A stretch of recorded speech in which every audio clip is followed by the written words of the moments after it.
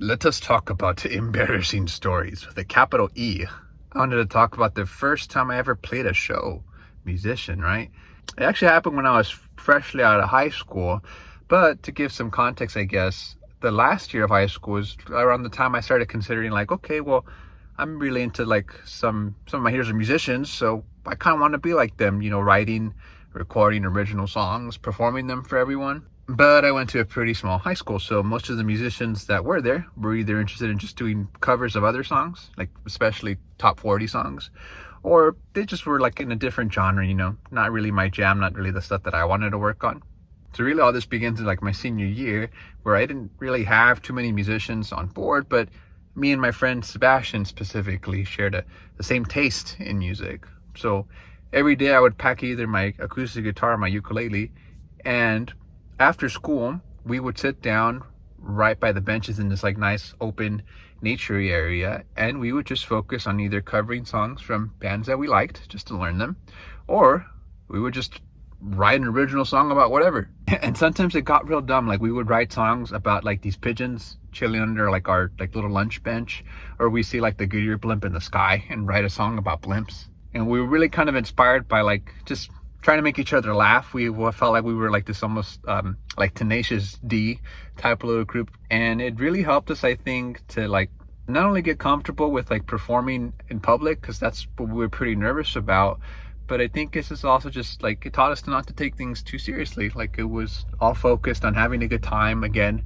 making each other laugh by singing about stupid stuff or just being gross with our lyrics and our songwriting. And I think that led to just like a lot of improvement very fast, because we just kept at it for that reason. And then even at one point, recording music came into the mix. I bought a MIDI keyboard at some point during senior year, which came with like its own free software that was like loaded with like orchestral samples and a bunch of other stuff just made to record music. So we also started making demos, and even on my own, I started recording like a lot of just instrumentals and stuff, some of which you can still find, crazily enough, on my SoundCloud. Like some of the earliest music that I've ever made is still available to me. And so we kept with this loop, and it was a lot of fun. And then we got a bunch of us, none of us were musicians, but we formed a group anyway just to like be able to play at like talent shows and things like that. And we started calling ourselves Seabass, and we were just focused on making music and art. So while I was going down this route, naturally, everyone gets busy first year of college and stuff, but we did have a Facebook page, a little Facebook page for our group Seabass.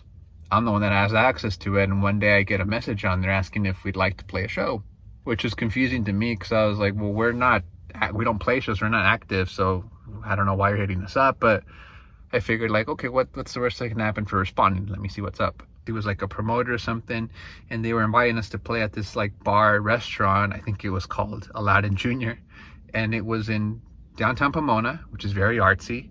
They had like a whole little like tiny venue attached next door to the restaurant. So I was like, hey, why not? And the guy was like, okay, cool. Well, you guys have 20 tickets to sell by the day of the show, or it's considered like a no-show. I don't remember if we had to put down like a hold or like a minimum or anything like that. But basically, it was either sell all 20 tickets or you guys don't play. To me, being full of myself, I was like, all right, word up, let's go, let's do it. And I hit up my other friend, Josh. He's also in Seabass, not a musician again. And he was like, hey, I was like, hey, are you down? And he was like, sure thing, man, I'm up for anything. We also hit up a friend that wasn't from Seabass, but he was from our high school. He was like a decent friend, and he was our best shot at guitar. So we also hit him up as well. And so we had our trio, and it was like, okay, cool. Well, now we're together. Okay, like, what are we going to play? I was going to do some guitar, a tiny amount of synthesizer. He had guitar. Josh had bass. Again, not a musician. He put the day of the show, actually, he put super glue on his fingers because he didn't have calluses for bass. So rather than continue to destroy his fingers, he tried to fake the calluses by putting crazy glue on them. I don't know what the logic is. Maybe it worked. I can't remember. But anyways, in terms of what we were going to play, I was like, well, I don't know. I'm going to dig through all my old demos and stuff and see what's works, what could work, what could not, what is available to us, and with all the musicians we have involved in, chingale, wait, here we go. We have a set list. So we had 2 weeks to practice and to sell all of our tickets, which in hindsight was probably a pretty terrible timeline for 3 unprepared 18-year-olds.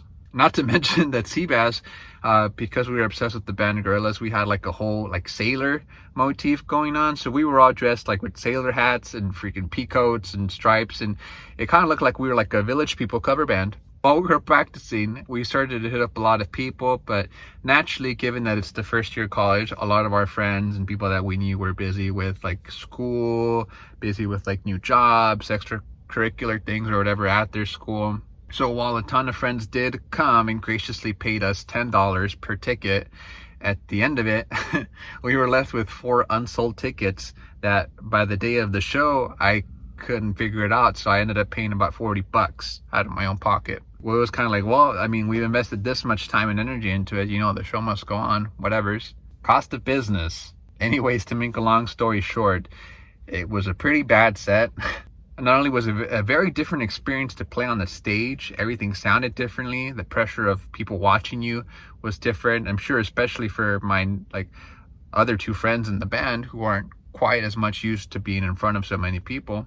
At the same time, honestly, I wasn't even into my own songs anyways because they were demos. It was just kind of like, let me slap this together because we have 2 weeks to perform. So it was kind of like a bad combination of like, hey, like, we're not very experienced at this. The songs are kind of like very like, hey, we're just kind of figuring it out last minute. And like no one was honest about it, that it was a pretty bad set, but everyone was really friendly and very supportive, the people that showed up.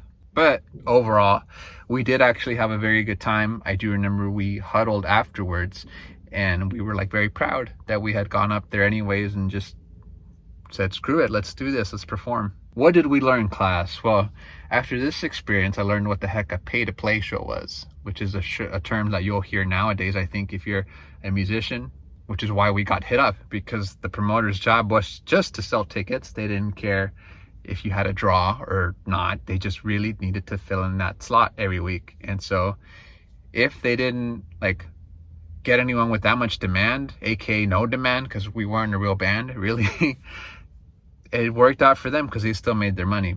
I also learned that like, hey, like this is actually like, it takes a lot of work, I think, to organize a proper practice for a band.